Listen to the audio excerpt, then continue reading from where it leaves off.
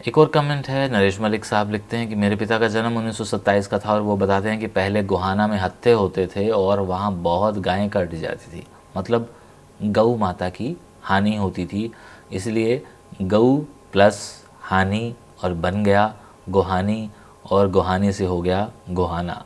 केशव जी, क्या आप भी रांगड़ हैं, सराइकियों को कम टाइम देते हैं? क्या ये चैनल हरियाणवी वालों का है? ना तो मैं रांगड़ हूँ और ना मैं सराइकी हूँ।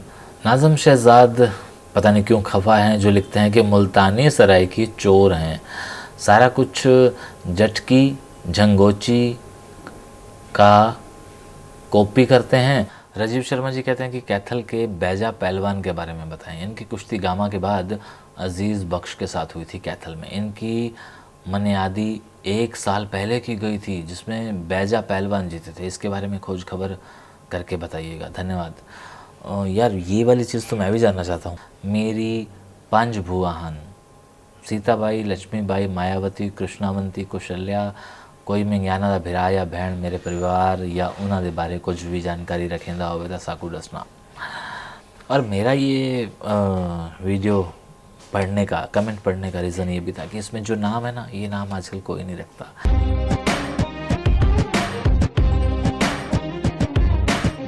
ये कमेंट है आलमगीर के गांव के बारे में, मुनक। पार्टीशन के टाइम जब सब आपस में लड़ रहे थे तब मुनक गांव पे 52 गांवों ने एक साथ मिल के मुनक पे हमला किया था, लेकिन फिर भी मुनक के राजपूत उनको 3 बार वापस भगा दिए। और प्लीज़ सर, मुझे ये स्टोरी किसी मुनक के राजपूत से ही सुननी है। प्लीज़ सर, आप कुछ भी कीजिए, आप किसी भी तरीके से उनसे बात कीजिएगा। किन से? ये बात हो रही है आलमगीर की।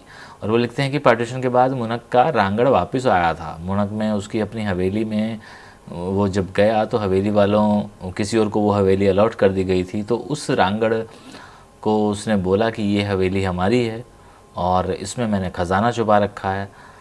उनसे बोला कि मैं वो निकाल लेता हूँ, आधा आधा हम लोग ले लेंगे। तो वो बोला, तो जिसके पास थी वो बोला कि नहीं। वो रांगड़ बोला कि ठीक है, कोई बात नहीं, वो तेरे को भी नहीं मिलेगी, ये मेरा चैलेंज है। तो इस तरह की बड़ी सारी स्टोरीज़ हैं जो आज भी दफन हैं, और ये तो मुनक गांव की है तो कनेक्टेड है आलमगीर से। एक और कमेंट है, नरेश मलिक साहब लिखते हैं कि मेरे पिता का जन्म 1927 का था और वो बताते हैं कि पहले गोहाना में हत्थे होते थे और वहाँ बहुत गायें काटी जाती थी, मतलब गऊ माता की हानि होती थी, इसलिए गऊ प्लस हानि और बन गया गोहानी और गोहानी से हो गया गोहाना। ऐसा कुछ है गोहाना के बारे में। ओमराज साहब लिखते हैं कि केशव जी, आपके पास दबे कुचले लोगों की भी कोई दास्तां हैं जो पाकिस्तान से विभाजन के समय आए थे? मेरा घर पश्चिमी उत्तर प्रदेश के अमरोहा ज़िले में पड़ता है। अमरोहा के एक मशहूर शायर थे जॉन एलिया, जो 57 में पाकिस्तान चले गए थे।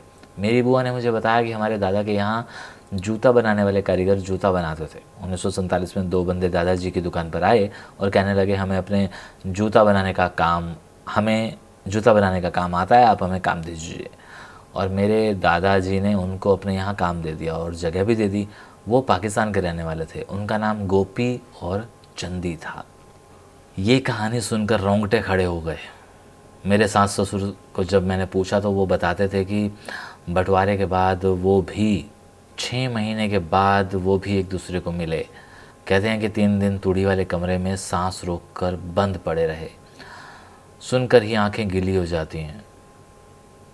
सोचते हैं कि कैसे दिन रहे होंगे जिनके साथ ये घटनाएं हुई थी। परमात्मा सबका भला करे। बताते थे कि पाकिस्तान में हमारा एक थिएटर, नया घर, यानी कि एक थिएटर भी था और एक नया घर भी था जिसका अभी मुहूर्त भी नहीं हुआ था।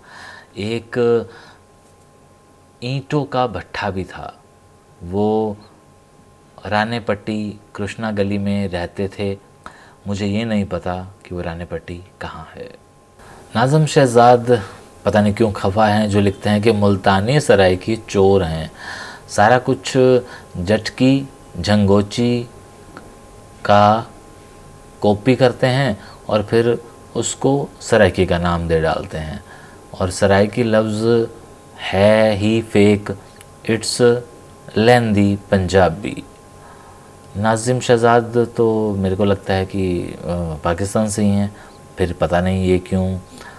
अच्छा अभी समझा, क्योंकि जो सराइकी मुझे कहते हैं वो लोग इन्हीं पंजाबियों का ज़िक्र करते हैं कि ये पंजाबी लोग उनसे खफा रहते हैं, नफ़रत करते हैं, तो ये उनके बारे में कह रहे हैं। केशव जी, क्या आप भी रांगड़ हैं, सराइकियों को कम टाइम देते हैं? क्या ये चैनल हरियाणवी वालों का है? लियाज भट्टी मुल्तानी, ना तो मैं रांगड़ हूँ और ना मैं सराइकी हूँ और ना ही मैं ये हरियाणा वालों का है और ना ही मैं बाकी किसी को इग्नोर करता हूँ। मैंने पहले भी बताया था कि यहाँ पर उन सबको टाइम मिलता है, उन सब की बात कहता हूँ जो 47 की बात करते हैं। अब कोई बार बार ये कहे कि आप सारे काम मुल्तानी ज़बान में करो तो वो तो नहीं हो सकता ना। अब सारी आप बातें उन्हीं की बताओ तो बाकियों का क्या? तो इसलिए ये सबका है और बात यहाँ 47 की होती है, 47 से जुड़ी हुई चीज़ों की होती है। प्लीज़। एक कमेंट आता है, वत्सल नाम की कोई मोहतरमा है, वो हमें लिखती हैं कि मैं तो अपने बड़ों से पूछती रहती थी कि क्या हुआ था 47 में, और वे कह देते थे कि हिंदू मुसलमान की लड़ाई हुई थी, बस इससे आगे कुछ नहीं बताया करते थे। या यही कह देते थे कि गंगा जी पे लड़ाई छिड़ी थी। पर जब आपकी वीडियोस देखी तो बहुत खुशी हुई कि सब कुछ मिल गया जो 47 में हुआ था और जो मुझे पता नहीं था। तो मैंने पहले भी कहा था कि हमारे बुज़ुर्गों ने हमें वाकई में कुछ नहीं बताया, हमसे बहुत सारी चीज़ें छुपाई, और उसका मकसद बहुत सही था उनका कि इन बच्चों को इनकी पढ़ाई पर ध्यान देना चाहिए। हमारे साथ जो हुआ वो उसकी परछाई भी इन पर ना पड़े, इसीलिए ये सारी बातें वो हमसे छुपाते थे। और इसीलिए जो उनके बाद की जनरेशन है ना, जो आज 55-60 वाली है, वो आज भी इस मलाल में है कि उन्हें तो वो सारी चीज़ों का नहीं पता जो आपके वीडियोस में होती हैं। और उसके बाद वाली जो जनरेशन है वो तो बिल्कुल ही, उसे बिल्कुल कुछ नहीं पता। SM कुतुब आलम कहते हैं कि केशव भाई, देर से आपका वीडियो मिला, आंखों में आंसू जारी हैं। बाबा जी झंग और फ़तेह मोहम्मद को नहीं भूल पाए। पैदाइशी जगह और दोस्ती का क्या रिश्ता होता है, शब्दों में बयान करना मुश्किल है। अल्लाह दादाजी, बाबा जी और फ़तेह मोहम्मद की आत्मा को शांति दे, आमीन। और ये कमेंट आया है, हमारा फ़तेह मोहम्मद की चिट्ठी और पिताजी का इंतज़ार आज भी है, जो झंग से थे, जो मैंने पानीपत में किया था। ये जो कमेंट आता है जयंत अग्रवाल का, ये मुझे मजबूर कर देता है कि मैं इसे पढ़ डालूँ। और वो लिखते हैं कि आपकी वीडियो की रिकमेंडेशन यूट्यूब भी नहीं दे रहा है काफ़ी टाइम से, इवन मैं तो आपके चैनल का नाम भी भूल गया था और बहुत मेहनत के बाद चैनल को ढूंढा है। ये कमेंट मेरे लिए गलत है, ऐसा क्यों हुआ है मैं नहीं जानता, लेकिन मेरी वीडियो ढूंढना तो बड़ा मुश्किल नहीं है ना। आप आसानी से यूट्यूब पे सर्च करें, गूगल पे सर्च करें, जो लोग बोलना जानते हैं वो सिर्फ इतना कह दें, केशु मुल्तानी, केशु फिल्म्स, केशु 1947, केशु 1947 कुरुक्षेत्रा, 1947 हरियाणा का कोई भी नाम लिख देंगे हैशटैग लगा के तो आ जाएगा। बहुत इजी है, हैशटैग केशु फिल्म्स लिखेंगे तो वीडियोस आ जाएंगे। मतलब पता नहीं, एनीवे तो अगर और भी किसी को नहीं मिलती है तो बहुत इजी है, आप ढूंढ सकते हैं। बारिश।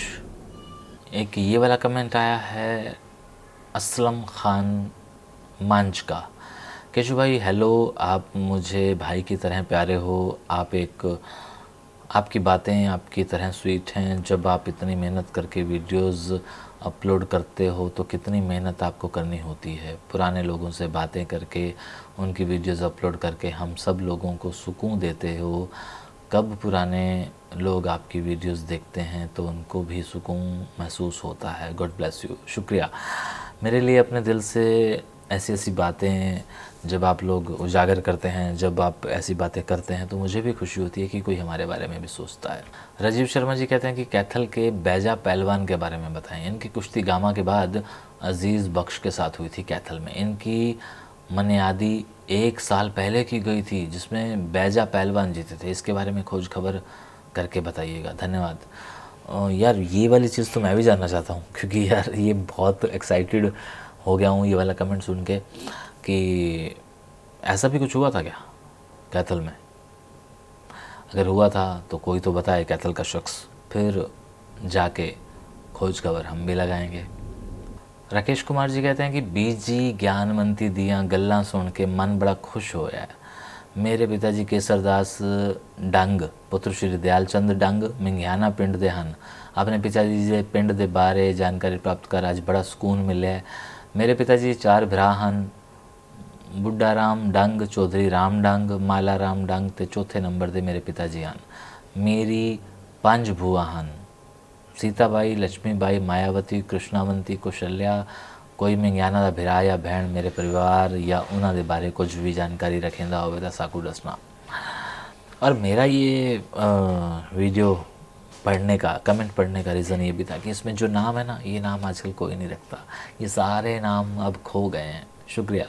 ये इस वीडियो का आखिरी कमेंट है जो कि अशोक सैन का है। जय हिंद, अजय हिंद।